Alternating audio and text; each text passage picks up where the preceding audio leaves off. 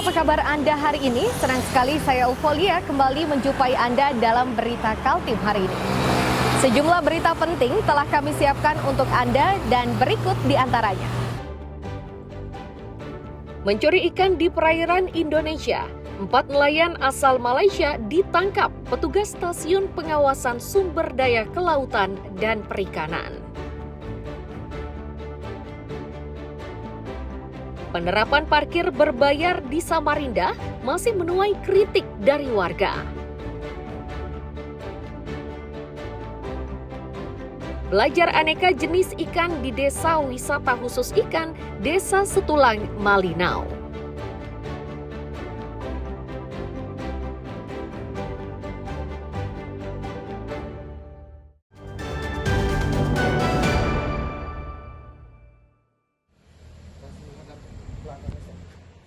Empat orang yang mengenakan rompi ini adalah nelayan asal Sabah, Malaysia.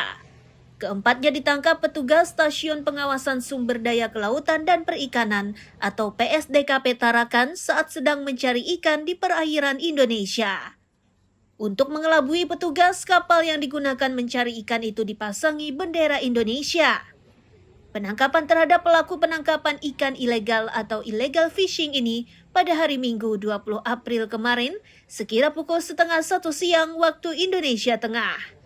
Lokasinya di sebelah timur Pulau Sebatik, Kabupaten Nunukan, Kalimantan Utara.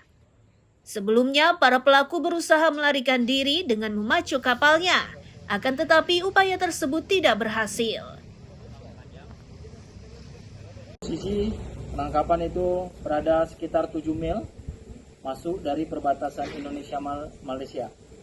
Di sini kami sampaikan juga yang melakukan patroli dan pengawasan dilakukan oleh stasiun PSDKP Tarakan dengan menggunakan armada speedboat pengawasan RIB 03 yang sempat terjadi pengejaran, dan diketahui bahwasanya kita alhamdulillah berhasil melumpuhkan terkait hal tersebut.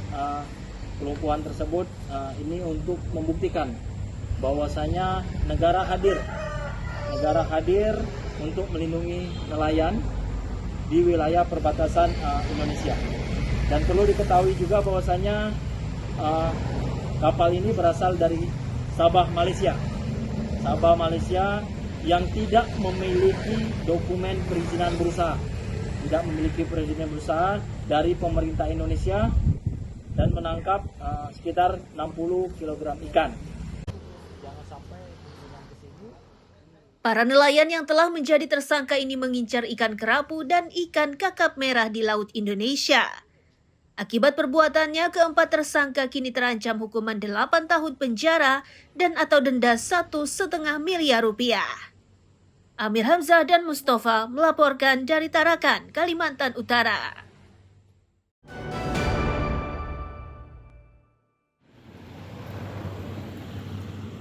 Petugas dari Kecamatan Teluk Bayur dan Kelurahan Rinding Selasa siang bergerak mendatangi bangunan yang diduga akan dijadikan tempat hiburan malam atau klub malam. Mereka hendak mengkonfirmasi kebenaran informasi yang tersebar di berbagai media. Dari pengecekan di lapangan mengungkap, jika pengelola usaha mengaku telah meminta izin kepada warga sekitar untuk membangun tempat hiburan malam di Jalan Ring Road Kalimarau, Teluk Bayur. Hanya saja, pengelola mengakui jika izin usaha tersebut belum sampai di tingkat kelurahan maupun kecamatan.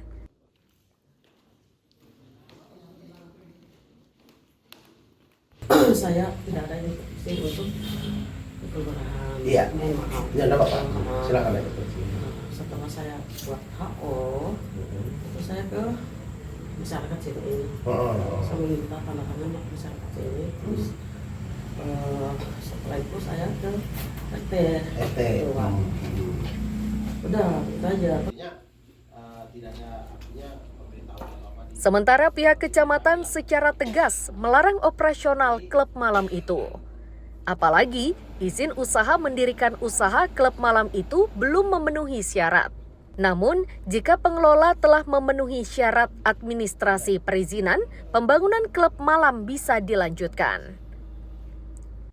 Dan emang kalau ya memang itu kita hasil dekonasi nanti dulu. Kalau memang persyaratan memang masih kurang atau memang menyalahi aturan, ya mungkin belum bisa dilaksanakan kegiatan itu. Kalau memang, tapi kalau memang memenuhi persyaratan, ya kita nggak ada alasan juga kan untuk memainting itu.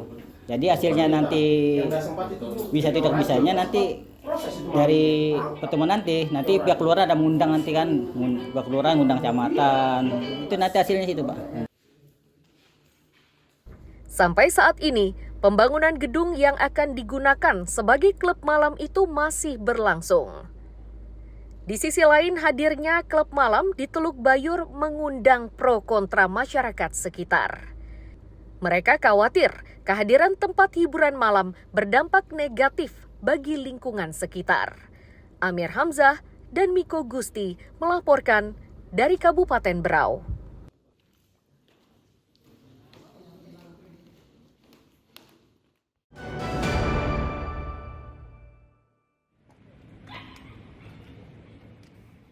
Warga kawasan Gang Madun, Kelurahan Karangrejo, Balikpapan Tengah kini diliputi resah menyusul adanya pergeseran tanah.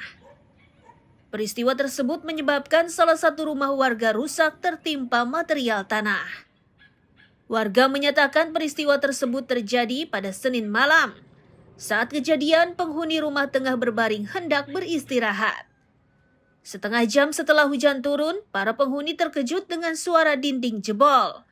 Saat dicek, ternyata dinding rumah mereka rusak tertimpa reruntuhan tanah.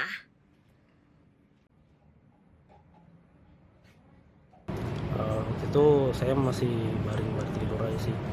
Udah tidur, cuma tiba-tiba langsung hujan sekitar 30 menit. Langsung tiba-tiba bunyi brak, langsung tiba-tiba longsor di belakang. Oh, jadi hujannya deras sekali Bang ya?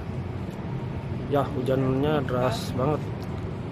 Istilahnya orang Balikpapan ya hujan jagung gitu, Pak. Antisipasi hal-hal yang tidak diinginkan, apa yang Abang lakukan untuk potensi hujan masih akan turun di Balikpapan? Mau saya sih ya semoga keluarga saya aman lah, apalagi hujan kan selalu deras Balikpapan kan tiba-tiba. Ketua RT setempat mengatakan tanah yang ambrol dan menimpa rumah warga ini merupakan tanah penahanan fasilitas umum berupa jalan semenisasi. Jadi kemarin malam sekitar jam 12 hujan deras. Nah, itu tiba-tiba tanah yang di bawah jalan Pasum lah ya, fasilitas umum, itu turun tanahnya menimpa dinding rumahnya Ibu Yuspina. Mengakibatkan dinding itu ambrol. Saya rasa visualnya itu aja. Sekitar jam berapa RT? Sekitar jam 12. Jam 12 malam. Agar pergerakan tanah tidak meluas, pemerintah kota melalui BPBD menutup areal tersebut dengan menggunakan terpal. Meski begitu, warga diimbau tetap waspada mengingat curah hujan masih tinggi. Amir Hamzah dan Ruslan melaporkan dari Balikpapan.